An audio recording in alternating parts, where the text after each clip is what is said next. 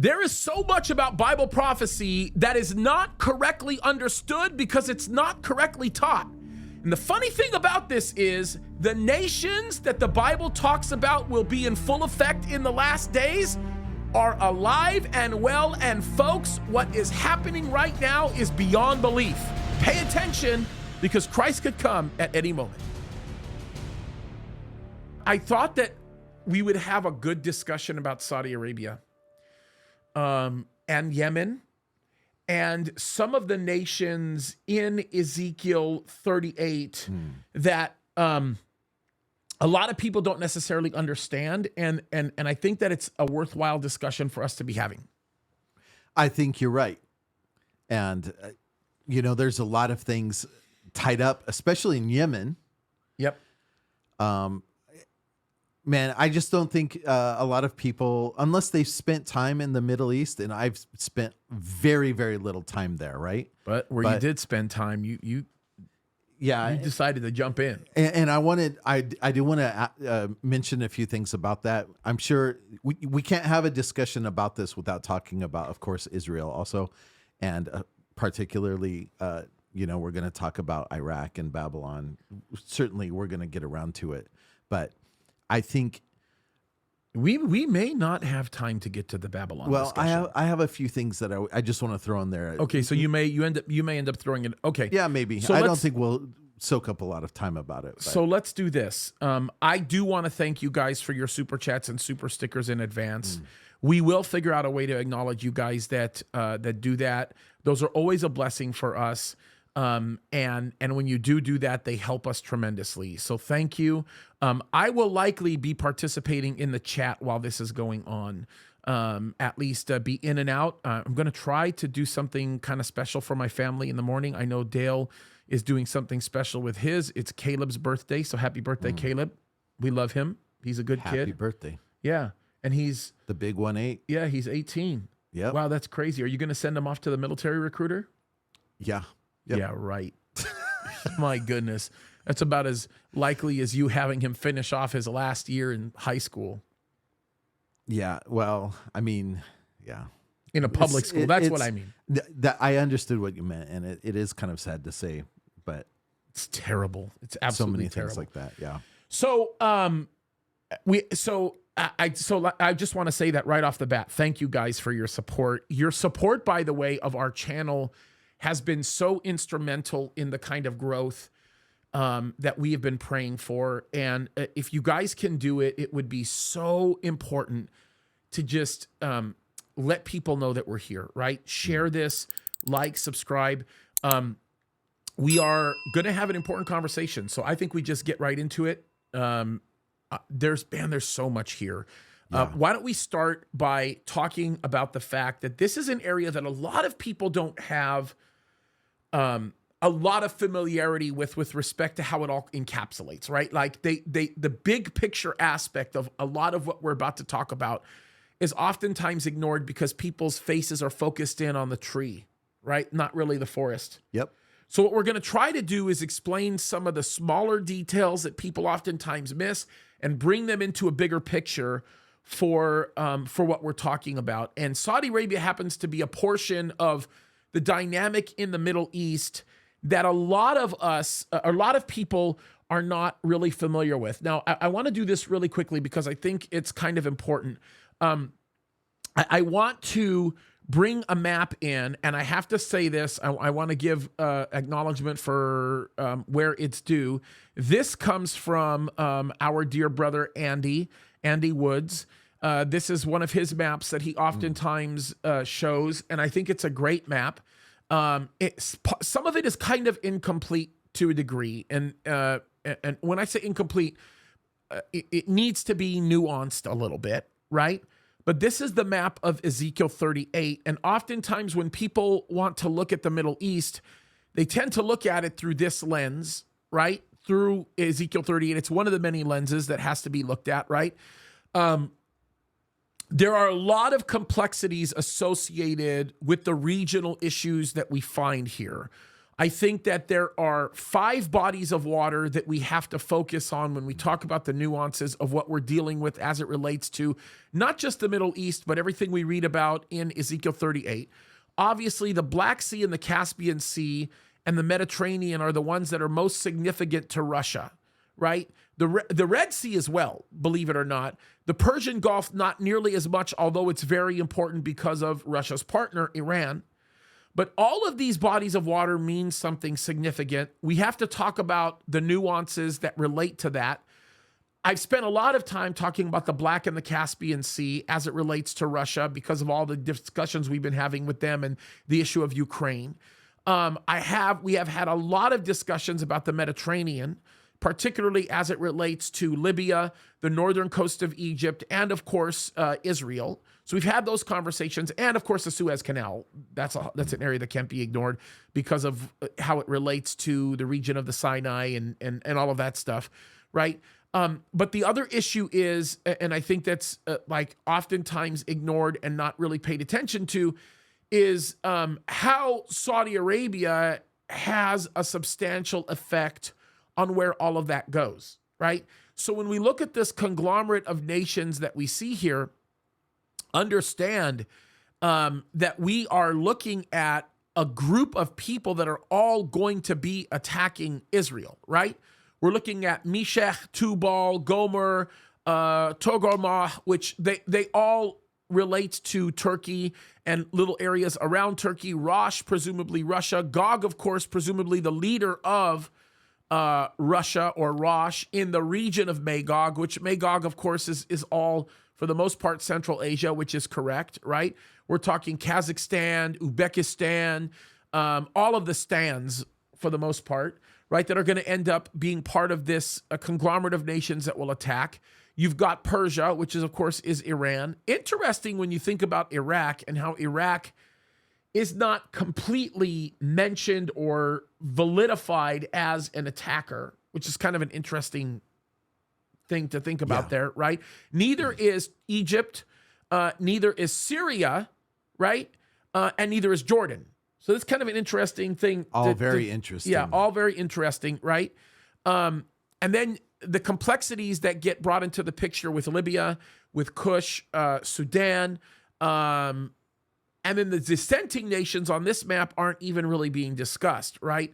So the nations that will disagree, like Saudi Arabia and some of the Persian Gulf nations that surround Saudi Arabia, won't be agreeing. So there's a lot here, and a lot of the discussion that gets made concerning all of this is oftentimes dedicated to what it means. In other words, let's identify, or let me say that, let me back up. It's dedicated to who the nations are and what happens. But it's not really dedicated to what it means. There's a discussion here that's oftentimes not looked at. And so that's what we're going to have to talk about. Now, I know that you wanted to mention some things. I'm going to let you do that right now. And then we'll continue on the conversation with talking about the issue of Saudi Arabia, how that affects a lot, and then where we go from there.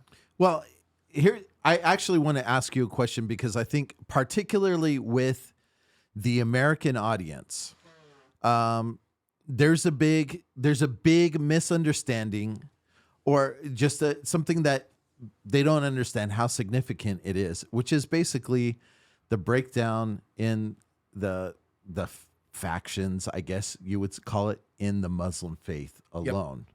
Okay, particularly in the Middle East region. Yep. Right?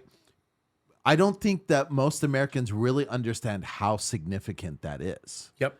I believe most of the rest of the world understands it better because there's a lot more Muslims that their are living. Exposure to Islam. That's right. Yeah. There you go. Perfect way to phrase that. The exposure to Islam in all of the countries in Europe, which is, it's pretty, I would say it's greatly diminished here compared to the other places I've been in the world.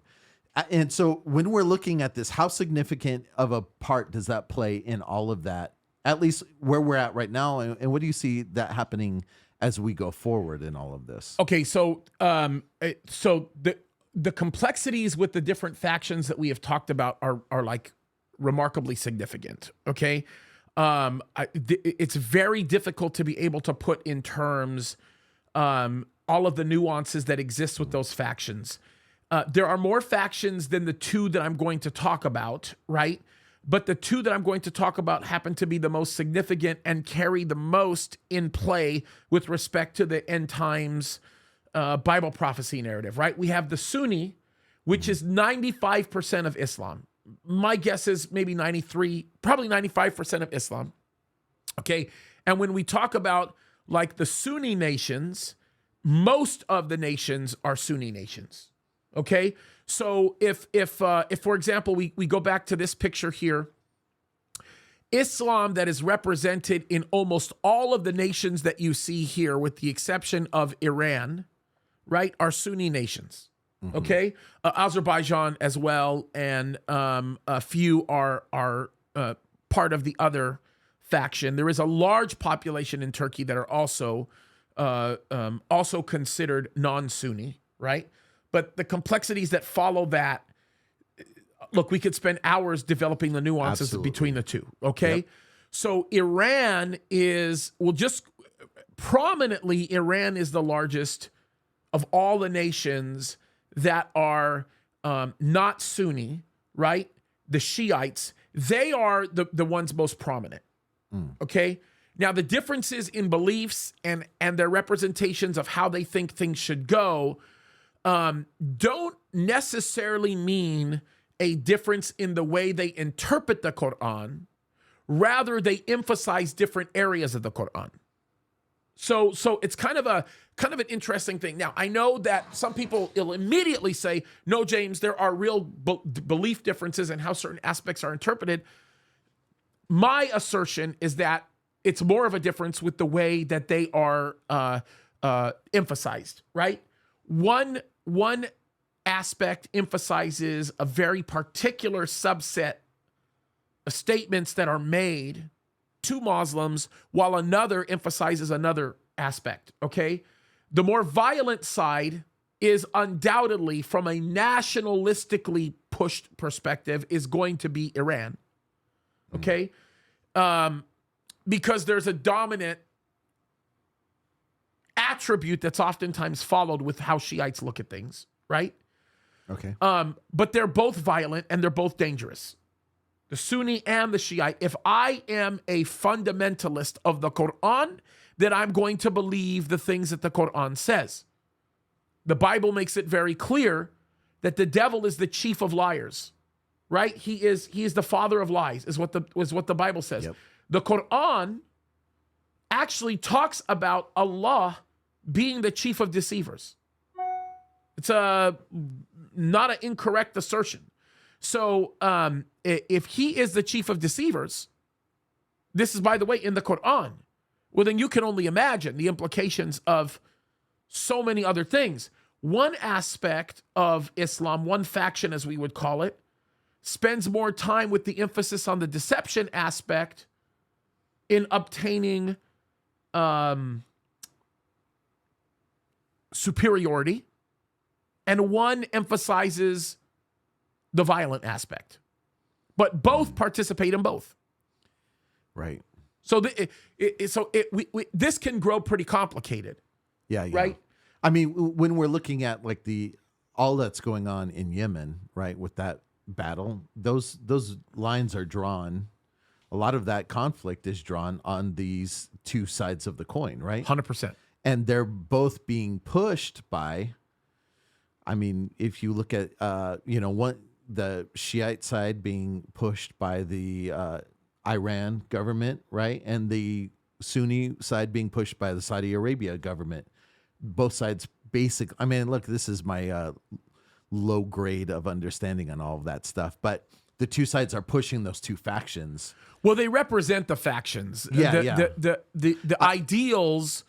Like, I'll give you an example. Like you said, the Sunni side being pushed by the Saudi Arabian government. I would never make a statement like that. I know where you're going with it. And I shouldn't have said pushed, but maybe it's being propped up by those guys. No, I wouldn't use that terminology. I would say that it's the opposite. I would say it's the ideals being exemplified from how the Quran is interpreted that actually affects the behavior of the governments. The governments don't, in essence, propagate that. it's being influenced. So the most powerful people represented in there are the clerics that have the greater influence, right? Like we always talked about, when people would talk about Iran, they wouldn't necessarily think of the president of Iran. Oftentimes they think of Khomeini, right? So there's a different association. With the royal family, the Saudi royal family, there are people that are presumed to be or act as though they are secularists, even though by name they end up associating themselves with Sunni Islam, right? So it's kind of complicated. It's kind of a complicated picture, and we could spend hours just talking about that aspect. Yeah. But do you look at that and say this plays a part in all of this down the road when we're looking at Ezekiel 38 and all of that? Absolutely, it's going to play a part. Absolutely, it does. Because the prominence of Islamic nations in the Ezekiel 38 map that we just talked about, right,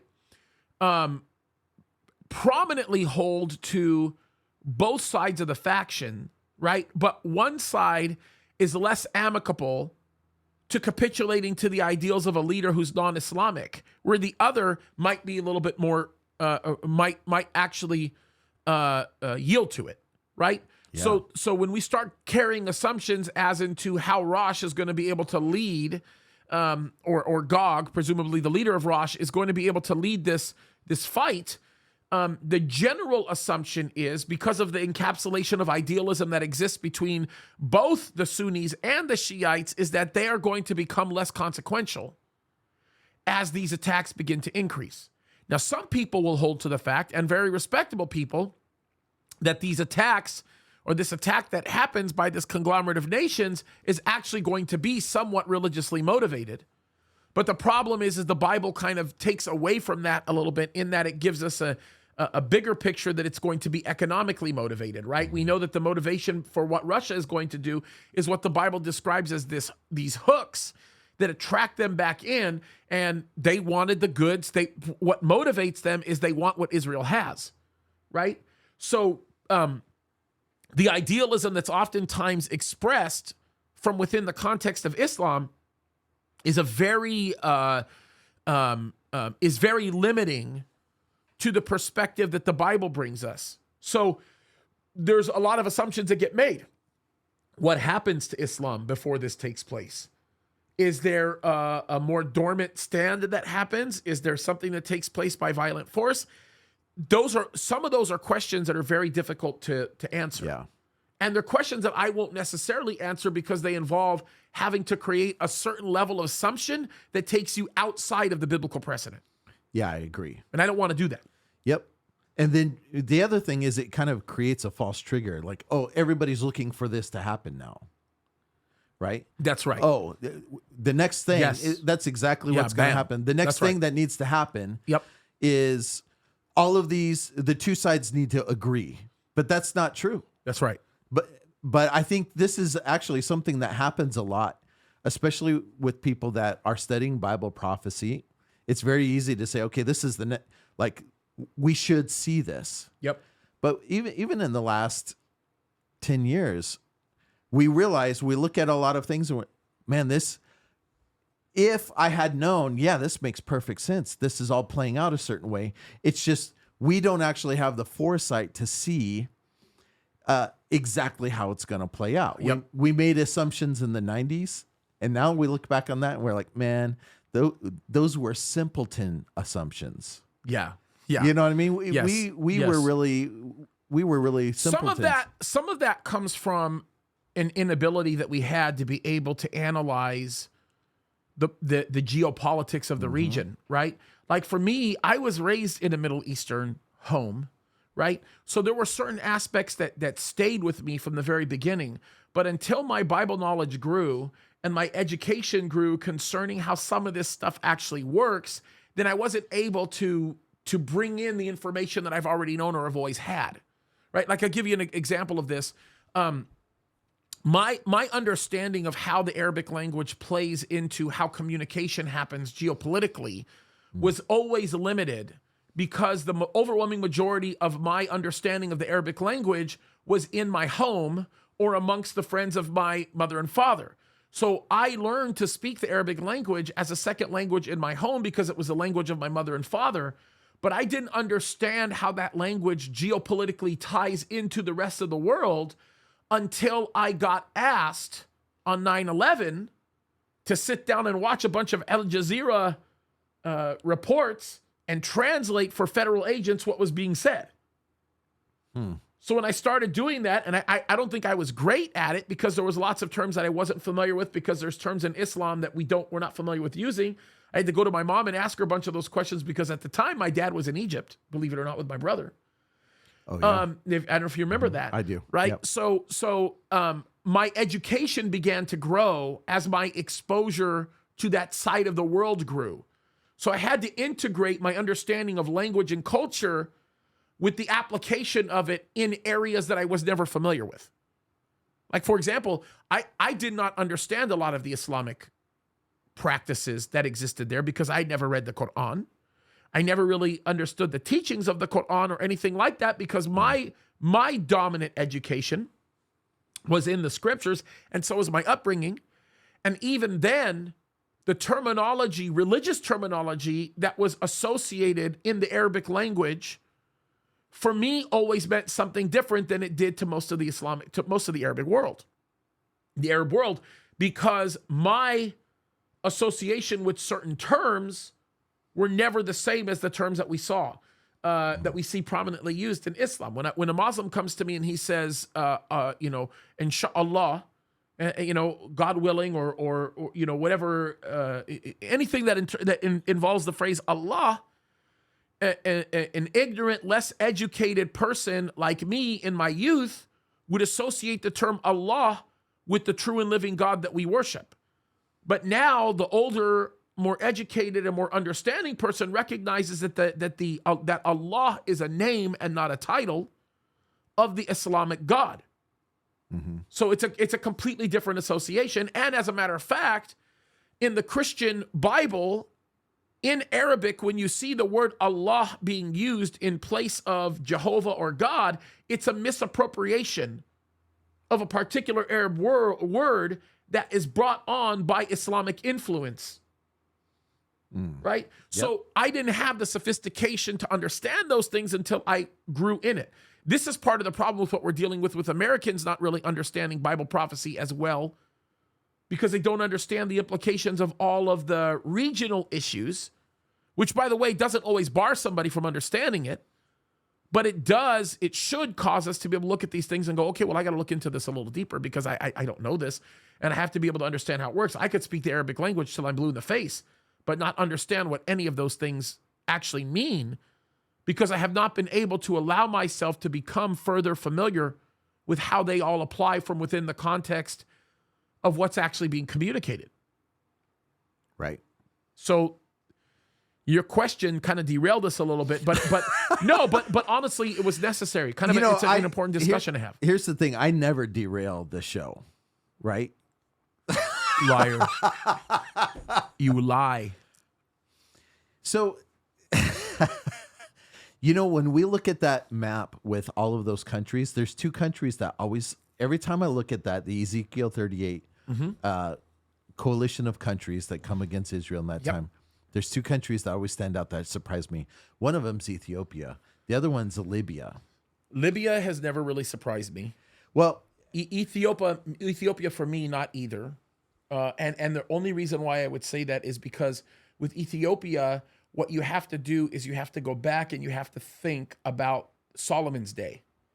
If you go back and you look at it in light of Solomon's day, then you will better be able to understand the influence of Ethiopia being an attacker, because you also have to understand the deepening of Ethiopia's relationship with Israel in the last days as a result of the associations made with people who were born there or indigenous to that area that have recently immigrated into Israel, right? Because you have to keep in mind, there are tons of black Jews that are direct descendants or could be direct descendants of Solomon. Sure. And that sounds like a crazy statement to make, because now I'm giving credibility to Hebrew Israelites and the black Hebrew Israelite movement. But there is some viability to that. The presence of Ethiopians, Ethiopian Jews is directly attributed to Solomon. As a matter of fact, it's interesting.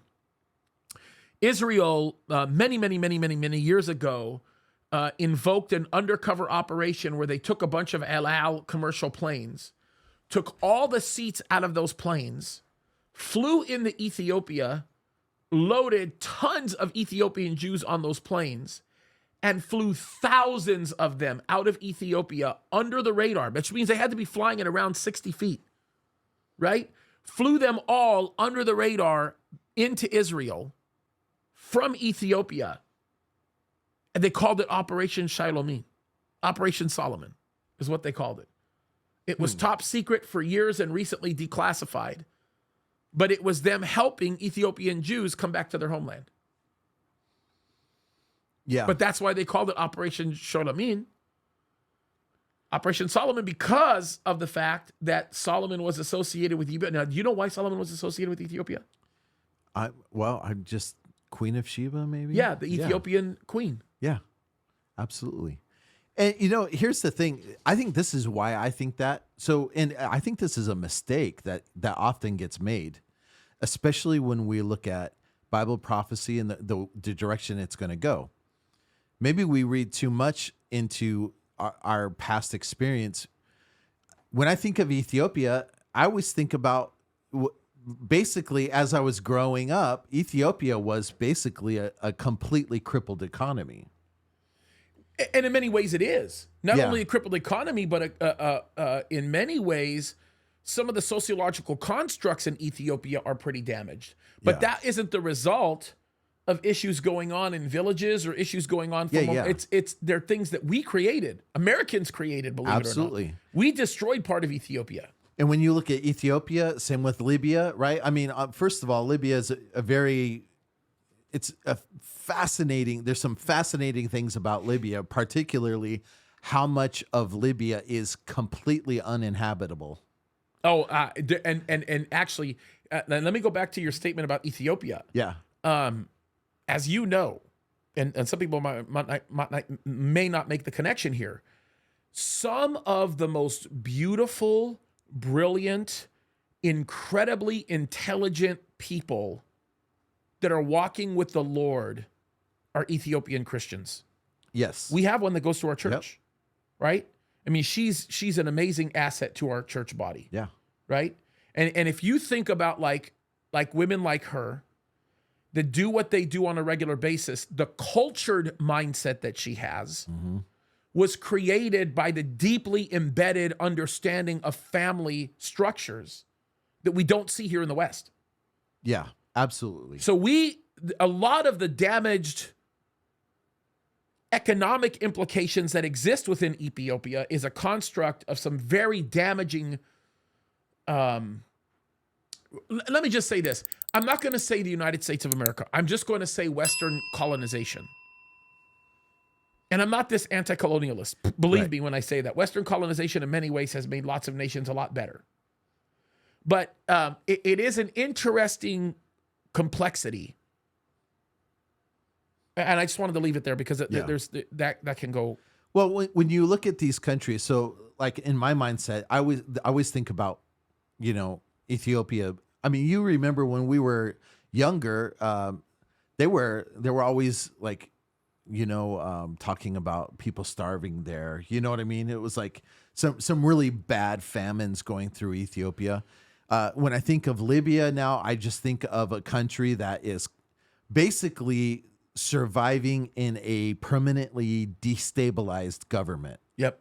Right? That's what I think of. Yeah. And which by the way, is a reasonable reflection of Western thought about Libya right now. Absolutely. Clandestine operators, particularly in Eastern and Western Europe, are drooling over Libya, right? Because what they want is they want to be able to take advantage of that current state to develop an asset that allows them to be able to control militaristic, really good military positions based on its position on the southern Mediterranean coast. Yep.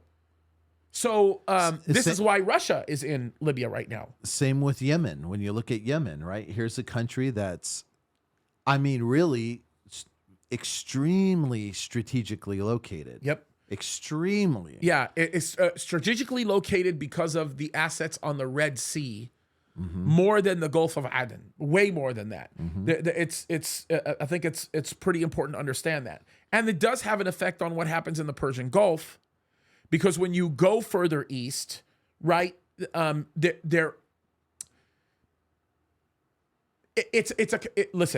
has a domino effect. We'll put it that way. If I go down this road, we're gonna blow our hour. We're gonna blow the hour. Right? It's just, that's what's gonna happen. It's gonna end up becoming a real problem. But I think all of that's to say this. I think sometimes, for whatever reason, what we're being told is these are very, very poor, destabilized regions that are not significant to anything that happens in the world. We just need to help them out. And I think, honestly, like I know our government meddles in this stuff all the time. Under that guise, that's how they present it to the world. But as you said, there's more going on here. There's a lot more going on. And these different countries play a part. They play a significant role in all of this. And we can't actually just say, oh, well, that's no big deal. Yeah. It is a big deal. And I think one of the aspects of this is we have it spelled out for a reason. The Lord did this, he spelled it out and basically told us, hey, by the way, this is going to happen this way.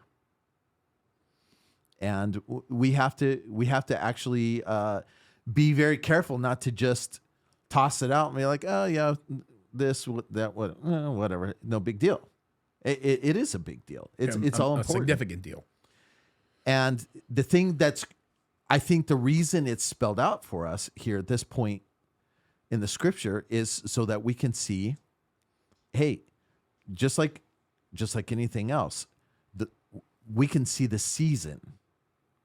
Right? Oh, undoubtedly. And it is like it's happening. Yeah, we're here. We're definitely here.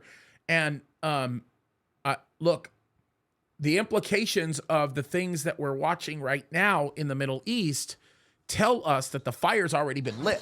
I mean, this is not like the things that we're looking at right now go far above and beyond anything that anybody ever thought they would see in their lifetime. There are so many manifestations of a whole myriad of characteristics that are signaling the fact that we are moving in the direction of what guys like the prophet Ezekiel told us. Mm-hmm. I mean, I think when you look at all of the different things happening in the Middle East, right? It used to be that a lot of how people elected presidents was based on their Middle East policies. Yes.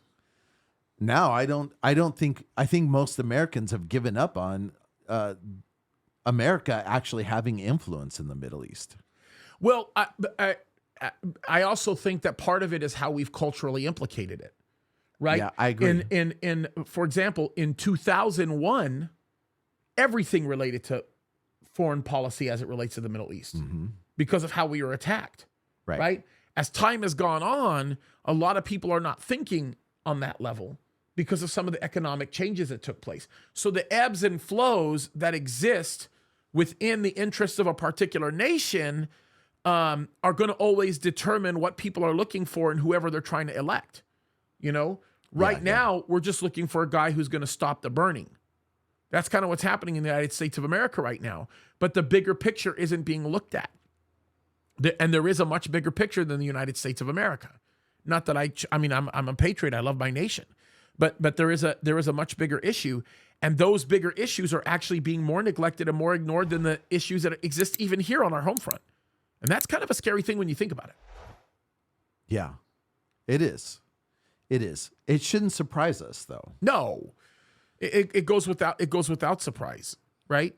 But it started at the beginning of it didn't start. It continued. It continued at the commencement of the current regime in office. Yeah. And it's really interesting when you see, here we are, the U.S. is clearly diminishing in its influence in the region. It's almost completely gone. Yeah. It's, I mean, you and I think we both agree this, like when we pulled out of Afghanistan, that like our credibility was shot at that point. What little remained was gone. Right.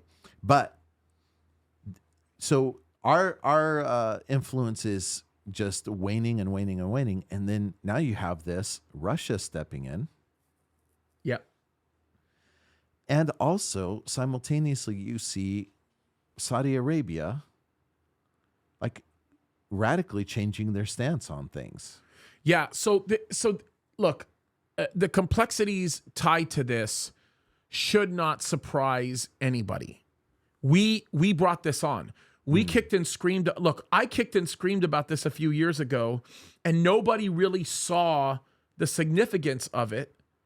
But now that significance is beginning to materialize, and we're so far removed from the original actions that led to it that nobody's making the association of what caused it, right? Sure. Think about it like this. That's always how it is. Think about it like this. Think about it like this. Everybody think about these wildfires, right? Yep. Okay. Someone tells Governor Newsom, you have to deal with the brush problem. If we don't start doing controlled burns here, we are going to have historic wildfires that are going to destroy our state. Newsom says, no, the environmentalists won't let me. I don't want to do that, blah, blah, blah, blah, blah. He ignores it. Big old stink gets made of it. People start talking about it. It's in the news. People freak out. He needs to do controlled burns. Come on, Newsom, go ahead and do it. He ignores it. 4 years go by. Everybody forgets about that. Now we have major wildfires in California that destroy whole cities. Remember what happened in Paradise? Mm-hmm. All kinds of places. And people go back and they say, wow, that was crazy, whatever. But nobody understands that there was an original issue that sparked it, that we knew would act as an accelerant for the destruction that was pending. No pun intended. No pun intended. Right. So, well, maybe there was a bit of a pun there. Intended. Yeah, maybe there was a pun intended. But so this becomes important. Yeah. Because that's exactly what's happening with Saudi Arabia right now. And Russia. The United States of America created the condition that has allowed Saudi Arabia and Russia to do what it's doing with respect to Yemen, which gets us one step closer to Ezekiel 38. So the United States of America, although not mentioned in the Bible, was undoubtedly used by God to bring us one step closer to what we know will happen in Ezekiel 38. You want to explain that to you? You want to explain that? Of course. Okay, let me bring you a map. All right, so this is an interesting map because kind of standard in some ways. Some people don't really understand the full implications of what is being communicated in this map. But it's pretty self-explanatory. But let me just talk to you about why this map is important for us. Because it helps us to understand this whole cause and effect thing that I talked about earlier, right? Remember I talked about Saudi Arabia was affected by decisions that the current regime made when they came into office, and those decisions were not realized until several years down the line. Okay? Right. So that's kind of the situation that we're dealing with. So here's what happens. The Biden regime comes into office, and they basically declare a terrorist organization that resides within Yemen to basically be non-combatives. In other words, they call them non-terrorists. Now, prior to that time, we declared them as being terrorists. Now, that has some huge implications, and I'll explain that in just a second, right? These were the Yemeni Houthis, okay? Now, the interesting thing about the Houthis is that they work in direct conflict of Saudi Arabian interests, okay, which becomes a mega problem. Because if you start looking at interests of Saudi Arabia, they affect interests of everyone else in the Middle East, in the Persian Gulf, the Mediterranean, Israel, everywhere. It has far-reaching implications. As you can see when you look at Saudi Arabia, there's a lot of things that surround Saudi Arabia. For purposes of this map, and we'll get into the other bodies of water in just a second, we'll discuss the implications of what happens in the Red Sea, okay? Now, if you look at the western, it would actually be the western coast of Yemen, right? Which in essence affects the southern Saudi Arabian border. Okay, so this is kind of a different aspect for some people to consider. Now, the Yemenis government has control over many of the assets that we see here in Yemen. Okay, so like for example, on this map, you see these the red dots that represent cities. The red star, which of course we're talking about the capital there. Different aspects of this Yemenis map. Now, where you see the two blue dots, those are areas that are under Houthi control. Okay? Now, this is very important to understand because when we start looking at the ports that are under Yemenis control or government control, those are relatively well regulated in the sense that they don't represent a series of problems that oftentimes erect as a result of a terrorist organization holding on to them. Now, what's even more complicated about this is if you look at the two blue dots that exist there, those two blue dots might as well be called Iranian-controlled ports because the Yemenis Houthis are proxies of Iran. They are. They in essence, are acting at the bequest of Iran. Now, the problem with that is Saudi Arabia and Yemen have been involved in a significant conflict that have had tremendous implications on the national security of Saudi Arabia, and even more so, the national security of the UAE, areas like Oman, Dubai, many of these other countries.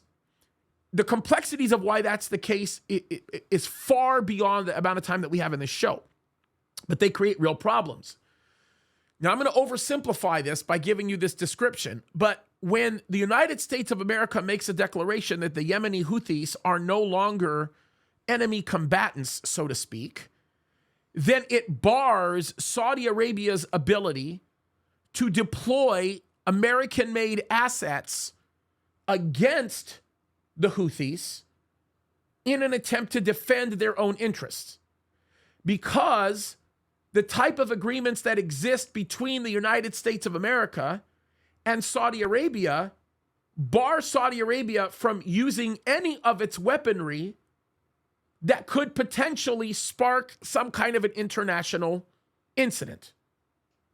The reason behind them doing this is because the United States openly and actively has no desire to weaken the position of Iran.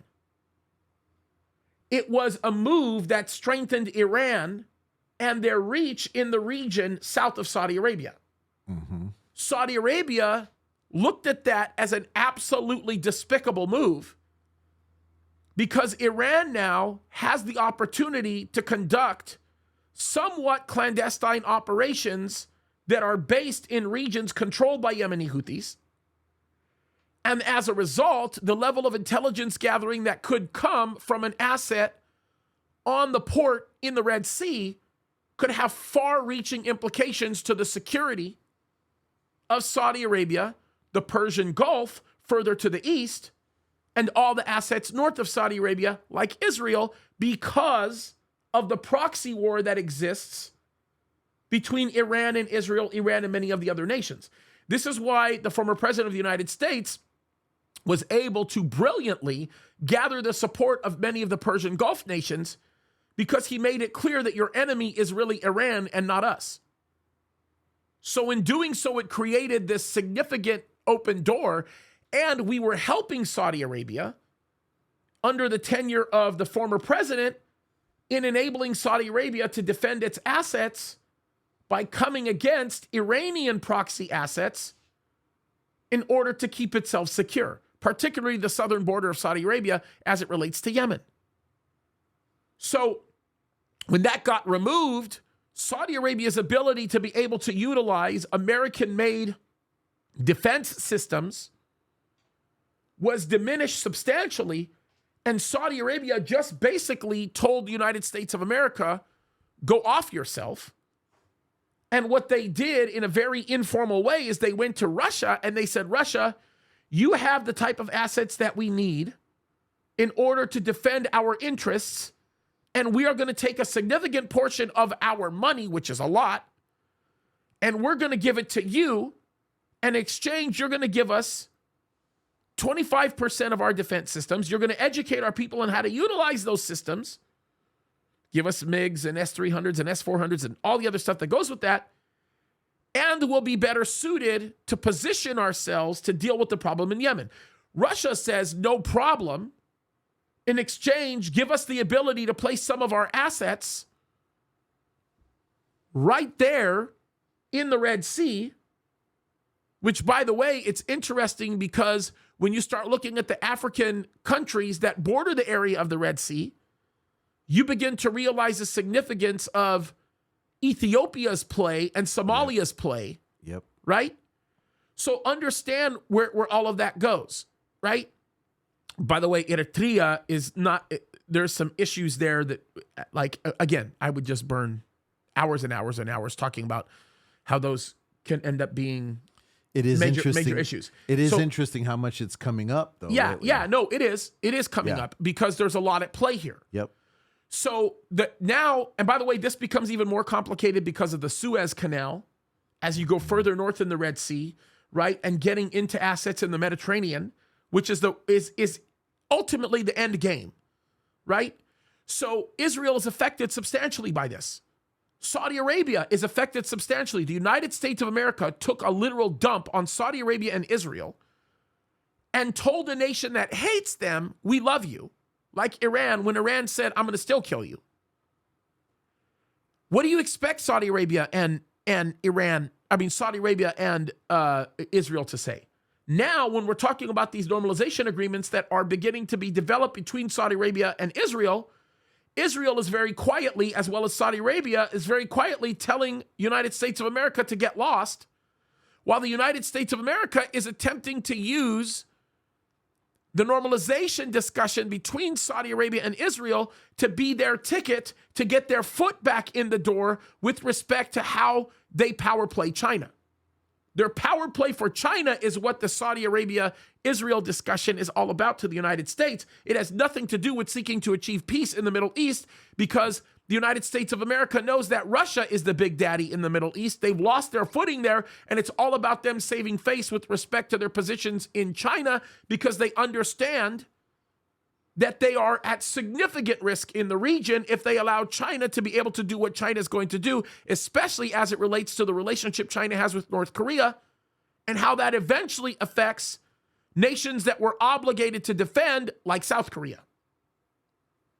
So there's a lot of complexities that exist here. Now, why that's a big deal, the reason why that's a big deal is because when it gets us back to the map that we've been talking about, it acts as a functional accelerator to everything that we've been looking at. Because when you go north of the area that we were talking about, which is Ethiopia, you see Sudan. Sudan already has a formal agreement with Russia, believe it or not, where they now have positions off the Sudanese coast in the Red Sea. And Egypt is being very quiet. They're not saying anything. They understand that there are Russian assets in the Red Sea, and no one is going to speak about the use of the Suez Canal because Egypt is receiving certain concessions from playing nice with Russia as a result of the peace agreement that it has with Israel. So the complexities associated with everything that we're looking at here are remarkable, especially when you start looking at the 5 bodies of water that we see in this map. Now, let me just take it one step further, because then this will really begin to explain how this all kind of comes to a close. Here's the North African continent, right? I want you to take a look. Well, this is the African continent, but here's the northern portion of that continent, right? Take a look at how it plays. When you begin to get a closer look at it, and actually what I'll probably do, just for the sake of making this a little bit bigger for our viewing audience, right? When you start looking at what could potentially be the complexities, and actually I'm gonna put this at the upper left. Put me at the upper left so that you guys can see a bigger picture of what's going on here. Take a look at how that works, right? When you begin to see the Indian Ocean and how it leads up to where we are with Oman. You start going into the Persian Gulf, you get into the UAE, you get into Dubai, you get into Abu Dhabi, you get into Kuwait, which is on the southern border of Iraq. Riyadh has a huge problem on their hands. They don't want to face the problem that they know they're going to be facing with Tehran across the ocean or across the Gulf in the Persian Gulf. And so you can understand how the powder keg is ready to blow. But here's the thing that everybody should pay attention to. Let's not even talk about Sahara. I don't even want to get into northern Sahara, because when we start talking about that region just south of Morocco, you start getting into Russian assets on the western coast of Africa, which is the eastern portion of the Atlantic Ocean, right? And then when you go further north, like I said, into the Mediterranean, things get really complex, because Tripoli ends up becoming a major stronghold for Russia, which carries you into a very scary position if you are Malta, if you're Rome, if you're Greece. You got to understand all of this stuff. Cyprus. And that's why the relationship that Russia has with Turkey is significant. The relationship that Russia has with Syria is significant. The relationship that Russia is beginning to develop with Lebanon, because of Iran's proxy, Hezbollah, which exists to the north. You can understand why Israel doesn't have a friendly set of neighbors, and you can understand why all of these complexities mean a significant amount. This is serious stuff. The bottom line behind all of this, when you look at this and you begin to put it together, I can tell you this. Jesus could come at any moment. Yep. And I haven't even scratched the surface of it. Dude, we ran out of time. We're out of time. But I haven't even scratched the surface. You know, inevitably, whenever we talk about Ezekiel 38, the first question that people come up with is, when is this going to happen? Yeah, that's a big question. I think it's going to happen after the rapture. Okay. Because of Ezekiel 39. Okay. So biblically speaking, that's your standpoint. But it's an important note to make that we are not anticipating everything to be in place before the rapture happens. Right. Well, and not to mention this. I mean, if it looks like the theater for what Ezekiel 38 says is going to happen is already becoming an issue, it's already coming into place. Yeah. How much more then should we be ready? Right. Because that means the rapture could come at any moment. That's right. And that's kind of where we're at anyways. Right. I mean, this isn't the only thing. This is just one of many things. One of many. And look, wrapped up with that Ezekiel 38, 39 discussion, we're talking about a million details. There's a million details. There are. The geopolitics of all of this alone are complicated. Let's not even think about the regular issues that I haven't even began to discuss. Yeah. Don't get me started on the fiscal implications of everything. Yep. Don't get me started on the economic agreements that are beginning to develop, not just in the Middle East, but between some of these Eastern and Western European nations. The complexities that are part of all of this are remarkable. Yeah, absolutely. So we are definitely in that range. We are watching radical historic change that is going to affect the face of the world in which we're living. I agree. I couldn't agree more. And what we're seeing actually falls in not only with when we're looking at Ezekiel 38 and 39, but also what we see in the book of Revelation. 100%. I mean, these two things are happening at the same time. We see, listen, if you're looking at the dynamics that are driving the world to war, to good economy, to bad economy, they're quickly shifting away from the United States. Yep. And I think that it's all coming together, and we just have to be mindful of it. We just have to keep our eyes on the prize and know what the Bible tells us and stand in confidence of it. By the way, study the Bible, guys. The more you study the Bible, the better you become at understanding all of this. Honestly, tell us what you think. Like, let us know in the comments. I'm telling you, this stuff is critical. This stuff is super important. It really is. We're out of time. That's right. We're out of time. We got to get rocking. So we love you guys. Thank you for joining us. It's been a good discussion. Yeah. So there it is. Interesting. All right. We love you guys. We're not doing locals today, but keep an eye out tomorrow on the special we're doing on Prigozhin and the Wagner group with me and Monkey. That's going to be a good one. You don't want to miss it. All right. We love you guys. God bless you.